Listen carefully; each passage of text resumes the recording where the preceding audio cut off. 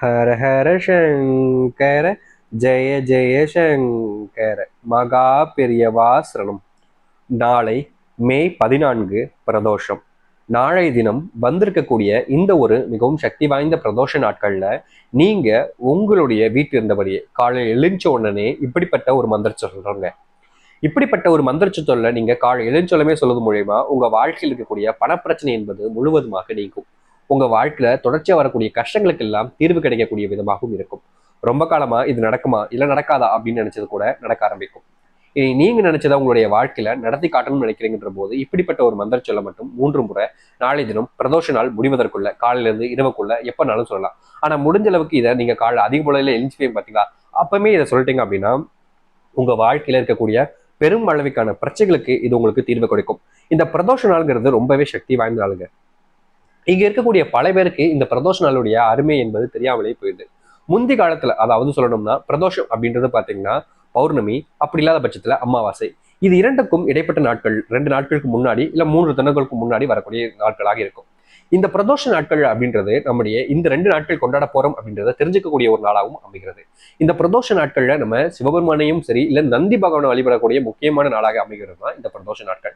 நீங்க பௌர்ணமியா இருக்கலாம் இல்ல அமாவாசையா இருக்கலாம். இந்த நாட்கள்ல நம்மளுடைய குலதெய்வங்களை வழிபடுவதும் இல்ல நமக்கு பிடிச்ச இஷ்ட தெய்வத்தை வழிபடுவது ஒரு சிறப்பான ஒரு விஷயமா அமையும். ஆனா இந்த பிரதோஷ நாட்கள்ல நம்ம நந்தியும் அழுது சிவபெருமானையும் வழிபடுவது ரொம்ப முக்கியமான ஒரு நாளாக இருக்குது. இப்படிப்பட்ட நாட்கள்ல நம்ம காலை எழுந்தோடனே ஒரு மந்திர சொல்ல சொல்றோம். நம்முடைய வாய்களால நம்முடைய மனசுல இருந்து ஒரு உச்சரிச்சு ஒரு சொல்ல சொல்றோம் அப்படின்னா அது எந்த அளவுக்கு சக்தி வாய்ந்த ஒரு சொல்லாக இருக்கப்படும்ன்றதை நீங்க தெரிஞ்சுக்கணும். முக்கியமா இது பெரியவா ஒரு சொன்ன வாக்கு. பெரியவாக்கு கொடுத்திருக்கக்கூடிய அந்த ஒரு விஷயத்துல நீங்க எந்த அளவுக்கு மும்முரம் காட்டுறீங்கிறது உங்களுடைய கருத்துக்கள் வந்து வெளிவரக்கூடிய ஒரு விஷயமாக இருக்கும்.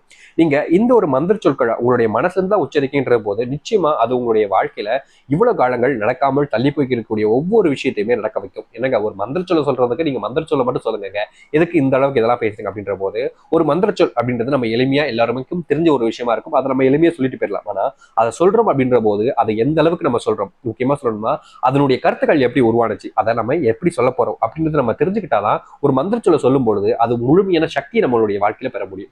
இங்க இருக்கக்கூடிய பல பேர் செய்யக்கூடிய தவறுகளே இதாங்க. மந்திர சொல் தானப்பா அப்படின்னு சொல்லிட்டு போயிருவாங்க. ஆனா மந்திர சொல் சொல்லும் போது ஒரு பக்குவம் இருக்கணும், ஒரு மனசுல ஒரு தெளிவு இருக்கணும். அப்படி இருக்கும் பொழுது அதை சொல்லும் பொழுது அதனுடைய பயம் என்பது ரொம்ப அழிவரும். சாமி நாங்களே கஷ்டப்படும் போதுதான் மந்திர சொல்லி சொல்லுவோம். அப்போது தெளிவுக்கு நாங்க எங்க போறோம் சாமி?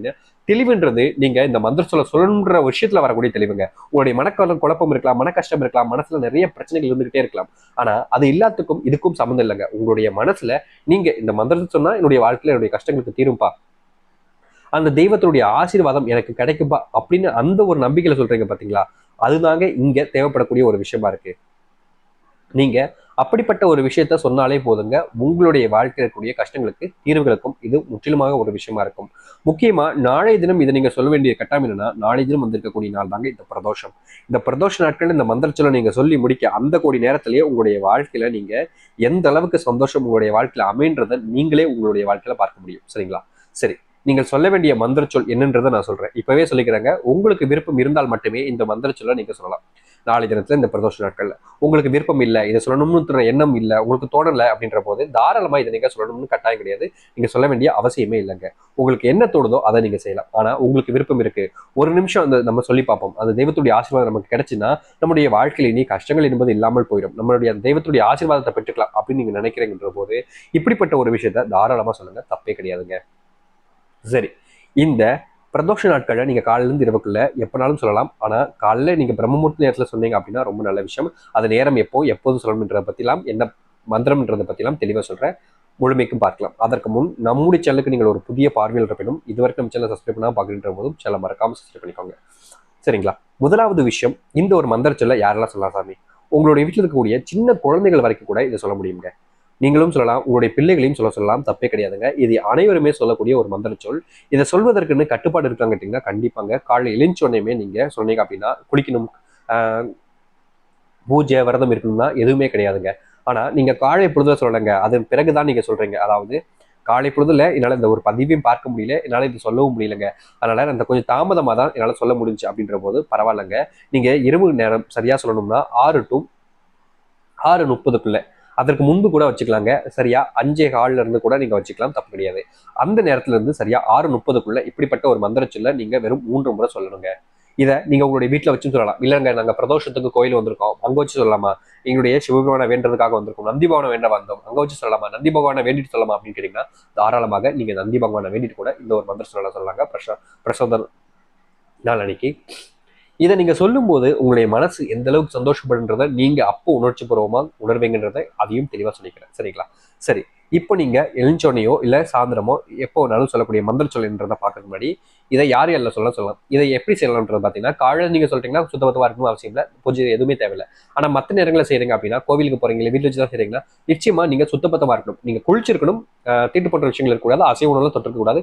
அதெல்லாம் தவிர்த்துட்டு இந்த ஒரு மந்திர சொல்ல நீங்க தாராளமா சொல்லலாம். ஆனா இதுல முக்கியமான ஒரு கருத்து எல்லாத்துக்கும் வரும். சாமி, நான் குளிச்சுக்க சுத்தபத்தமா இருக்கேன், அசைவ உணவு சாப்பிடல, என்னுடைய மனைவி கணவன் மனைவி அந்த உறவுல இருந்த பிரச்சனை இல்லையா? கண்டிப்பா அப்படிப்பட்ட ஒரு விஷயம் இருக்கக்கூடாதுங்க. அதனாலதான் காலை பொழுது எழுந்து சொல்ல சொல்றோம். அப்படி காலையில முடியல இவங்க தான் சொல்றீங்கன்னா இந்த விஷயங்கள் எல்லாத்தையும் தவிர்த்துட்டு மாலை நேரத்தில் சொன்னா சரியானதாக இருக்கும். சரிங்களா?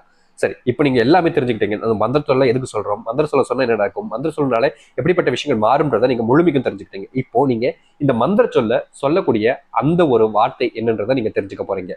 சரி, இதை சொல்லக்கூடிய நீங்கள் உங்களுடைய மனசை ஒருமுறை ஆக்க முடியுமான்றதை பாருங்க. அதாவது மனசுல உங்களுடைய இஷ்ட தெய்வத்தையோ இல்ல குலதெய்வத்தையோ நினைச்சுக்கலாம். அப்படி இல்லாத பட்சத்துல நீங்க சிவபெருமானை நந்தி பகவானை கூட நினைச்சுக்கலாம்.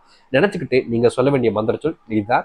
இதை நீங்க சொல்லும் போது உங்களுடைய கண்கள் திறந்து உங்களுடைய உள்ளங்கையை பாருங்க. காலை பொழுதுல சொல்றீங்கன்னா மட்டும் இந்த உள்ளங்கையை பார்க்கணும். மத்தியானமோ இல்ல இரவோ நீங்க சொல்றீங்கன்னா நிச்சயமா தேவையில்லை. காலை பொழுதுல எப்ப சொல்லலாம் சாமி கேட்டீங்கன்னா சரியா 5:30 இருந்து 6:30க்குள்ள நீங்க சொல்லி முடிச்சிடணும். இதுதான் இந்த சரியான மந்திரத்தை உச்சரிக்கக்கூடிய நேரமாக இருக்கும். அப்படி காலையில் தவற விட்டீங்கன்னா மதியம் 1 மணி to 2 மணி பிரம்ம முகூர்த்த நேரம் இருக்குது நாளை தினம், அப்போ சொல்லலாம். அப்படி இல்லைன்னா சாயந்தர நேரத்துல ஒரு 5:15 இருந்து ஒரு 6:30க்குள்ள நீங்க சொல்லி முடிச்சிருங்க. சரிங்களா? சரி, நீங்க சொல்லும் போது உங்களுடைய உள்ளங்கையை பாருங்க. காலை பொழுதுல மட்டும், மத்தியானம் இல்ல இரவு செய்றீங்கன்னா உள்ளங்கையை பார்க்க வேண்டியதில்லை. காலை பொழுதுல எழுந்தோனையுமே நீங்க தாராளமா சொல்லலாம். அதாவது முழிப்பு தட்டும் பார்த்தீங்களா, முழிப்பு தட்டினோடனே கூட இந்த ஒரு மந்திர சொல்ல சொல்லலாம். சரி, நீங்கள் காலை எழுந்தோனையுமே உங்களுடைய வலது கையை பார்த்து தான் இந்த ஒரு மந்திர சொல்ல போறீங்க. சொல்ல வேண்டிய மந்திர சொல் அதுவும் 3 முறை சொல்றீங்களா? 3 முறை அப்படின்றது நடுமையம், இற்றி மையம், முனை மையம் அப்படின்னு சொல்லுவாங்க. உள்ளங்கையை வெவ்வேறு விதமா பிரிப்பாங்க. அதுல என்ன மேல் இருக்கக்கூடிய அந்த 4 விரல்கள் அமையும் பார்த்தீங்களா, அந்த இடத்த பார்த்து சொல்லணும். அதுக்கப்புறமா நடுவில் இருக்கக்கூடிய அந்த 4 விரல்கள் தொடங்கும் பார்த்தீங்களா, அந்த அமைப்பை பார்த்து சொல்லணும். அதன் பிறகு உங்களுடைய கை விரல்கள், அதாவது உங்களுடைய உள்ளங்கை அமையக்கூடிய இடத்துல இருந்து கீழே பார்த்தீங்கன்னா தெரியும், அந்த இடத்துல வழிவட்டம் இருக்கும். அந்த இடத்த பார்த்து நீங்க தாராளமா சொல்லலாம். நீங்க சொல்ல வேண்டிய 3 மந்திரம், அந்த மந்திரத்தோடு இதுதான் சொல்றேன். நீங்களும் தெளிவா சொல்லுங்க. அம் பகவ, அம் பகவ, அம் பகவ. இப்படிப்பட்ட ஒரு எளிமையான வார்த்தை கொண்ட ஒரு மந்திர சொல்ல நீங்க உங்களுடைய வீட்டுல வச்சு வெறும் 3 முறை பார்த்துக்கலாம். எவ்வளவு எளிமையா சொல்ல முடியுது. இப்படிப்பட்ட ஒரு மந்திர சொல்ல நீங்க உங்களுடைய வீட்டுல வச்சு சொல்லி முடிக்கிறீங்க, அதுவும் பிரதோஷ நாட்கள் சொல்றீங்க அப்படின்னா அந்த தெய்வத்துடைய அனுகிரகம் முழுவதுமாக கிடைக்கும். இது அந்த தெய்வத்துடைய அனுகிரகத்தையும் விட பெரியவா சொல்லியிருக்கக்கூடிய ஒரு மந்திர சொல்லாகவும் இது இருக்குது.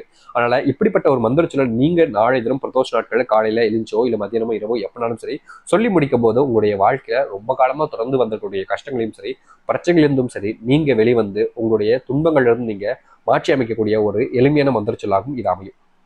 அதனால விருப்பம் இருக்கிறவங்க, நம்பிக்கை இருக்கிறவங்க இப்படிப்பட்ட ஒரு மந்திர சொல்ல கண்டிப்பா சொல்லி பாருங்க. உங்க வாழ்க்கையில இனி கஷ்டங்கள் இல்லாத ஒரு வாழ்க்கை அமையும் நினைக்கிறீங்க. இப்படி இதை சொல்லி பார்க்கும்போது உங்களுடைய வாழ்க்கையில துன்பங்கள் கடந்த ஒரு வாழ்க்கையை மாற்றத்துக்கு நீங்க உண்டாகுதுன்றத மாற்றுக்கருத்து இல்லாம சொல்ல முடியுங்க. தைரியமா சொல்லி பாருங்க, நம்பிக்கையோடு சொல்லி பாருங்க. அந்த தெய்வத்துடைய ஆசீர்வாதம் கிடைச்சி உங்களுடைய பிள்ளைகளையும் சரி உங்களுடைய வாழ்க்கையும் சரி மாற்றி அமைச்சு உங்களுடைய ஒரு நாள் வாழ்க்கையில் கஷ்டங்கள் தீர்ந்து மாறி அமைஞ்சு பல பிரச்சனைகள் தீர்ந்து இனி செல்வம் என்பது உங்களுடைய வாழ்க்கையில் பிரச்சனை இல்லாத ஒரு வாழ்க்கை அமைவதற்கு இப்படிப்பட்ட ஒரு மந்திர சொன்னீங்களாலே போதுங்க. உங்க வாழ்க்கையில நித்தமும் சந்தோஷம் ஏற்படக்கூடிய ஒரு மந்திரச்சலாக இருக்கும். நம்பிக்கையோடு சொல்லிவார்கள், தினமும் சொல்லி வரணும்ன்றது கட்டாயம் கிடையாதுங்க. ஒரே ஒரு நாள் சொல்ல போறீங்க. அந்த பிரதோஷ நாட்கள் தவறாமல் சொன்னாலே போதும், உங்களுடைய வாழ்க்கையை இது முழுவதுமாக மாற்றி அமைக்கும். நம்பிக்கையோடு சொல்லிவார்கள், நல்லது நடக்கட்டும். நம்பிக்கையோடு சொன்னால் கட்டாயம் நல்லதாக நடக்கும். அது எந்த ஒரு மாற்று கட்டும் இல்லை. நம்பிக்கை நல்லது நடக்கட்டும். ஹர ஹர சங்கர, ஜெய ஜெய சங்கர. நன்றி, வணக்கம்.